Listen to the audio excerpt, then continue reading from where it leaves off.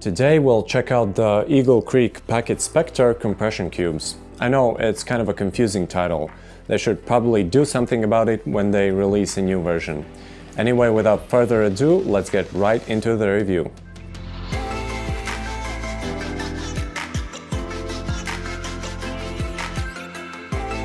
I've owned these compression cubes for over a year now. Mainly I've used them for organizing my luggage, but I also used them once on a mountain hiking trip for storing my clothes inside my backpack.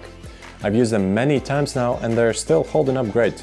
Personally, I own the strobe green version of this set, but you can also get them in white strobe, brilliant blue and volcano red. I didn't choose the white color because they'd probably get dirtier much quicker, and I suggest that you do the same. If you're getting 2 or more sets, I'd strongly recommend you to get them in different colors, because you'll have an easier time remembering where you put your underwear and where your t-shirts. By the way, if you don't know how compression cubes work, here's how. Essentially, regular packing cubes have only one zipper, but compression cubes come with 2 zippers right next to each other. The first one is a regular, normal one, and the second one compresses the width by several inches. The idea is that when the compression zipper is unzipped, it looks like a regular packing cube. But when you close the compression zipper, the width is compressed, which compresses everything inside and pushes out all the air from between your clothes.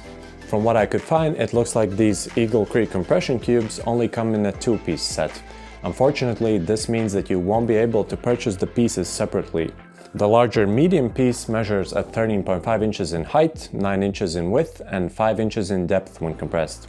And the smaller one at 10 inches in height, 6.5 inches in width and 3.5 inches in depth. The good thing is that both of them add almost no weight. The larger cube weighs at 2.2 ounces and the smaller one only at 1.7 ounces. Both combined, they add less than 4 ounces to the total weight, which is basically the weight of a pair of sunglasses. They're made from 30D ripstop Silnylon. Silnylon is essentially a combination of silicone and nylon, which makes the fabric lightweight, tear-resistant and water-repellent. This material is most commonly used in lightweight outdoor gear, such as tents, tarps and backpacks. I tried pouring some water on them and it looks like the green fabric does a pretty good job at keeping the items inside dry. It did get slightly damp, but it definitely kept most of the water outside. That said, the zippers got wet much quicker. After checking the contents inside, I noticed that the only places that got wet were around the zippers. It also looks like they've done a pretty good job at the stitching. I didn't find any loose threads, and when the cubes were compressed, the stitching still looked great. These compression cubes come with 2 zippers. The compression zipper is definitely more massive because it needs to hold more stress. Both zippers have metal heads with string extensions wrapped through them. They do unzip fairly easily, but occasionally the expandable zipper does get stuck in the fabric. When you're compressing the packing cube, you have to be somewhat careful. A good way to make sure that the fabric doesn't get caught in the zipper is to put your finger behind it, as seen in this clip. The only thing that I didn't like is that the regular zipper doesn't open all the way around. It only opens halfway, so you have to kind of stuff your items inside, and it might result in a few wrinkles here and there. Both compression cubes also come with these fabric handles on top. They're sewn in pretty tightly between both zippers, and they feel pretty durable.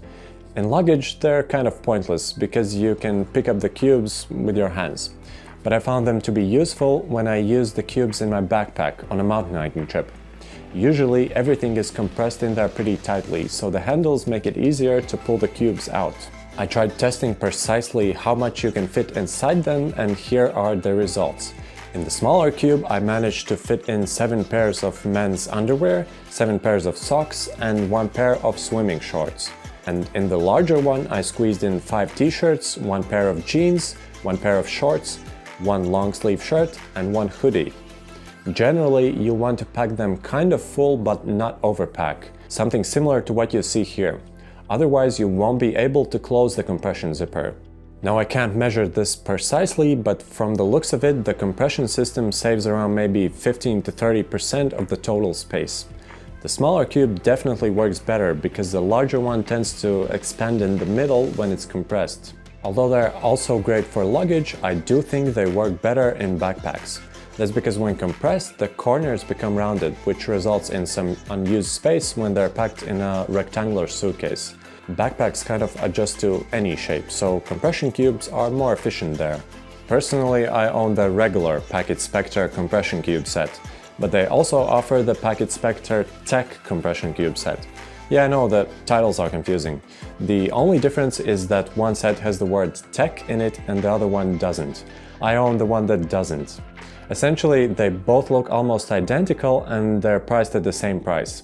The only difference between the Tech version and the regular version is that they're built from slightly different materials.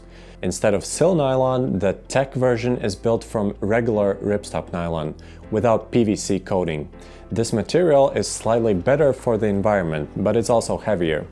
The regular compression cubes together weigh 3.9 ounces, but the Tech version weighs 7.5 ounces, which is essentially twice as much. But on the plus side, on the Tech version, the regular zipper opens all the way around, not only halfway. Personally, I think that both versions are great and it doesn't really matter which one you get because they're so similar. One of the best things about Eagle Creek is their lifetime warranty. This warranty covers manufacturing defects for a lifetime. For instance, if the stitching near the zipper would become loose and tear apart after a while, this would be considered a manufacturing defect, so they'd fix the stitching or send you a replacement. Their warranty covers any cause, whether it's transportation damage, mountain climbing, or anything else. The only thing that they don't cover is cosmetic issues, normal wear and tear, and abuse.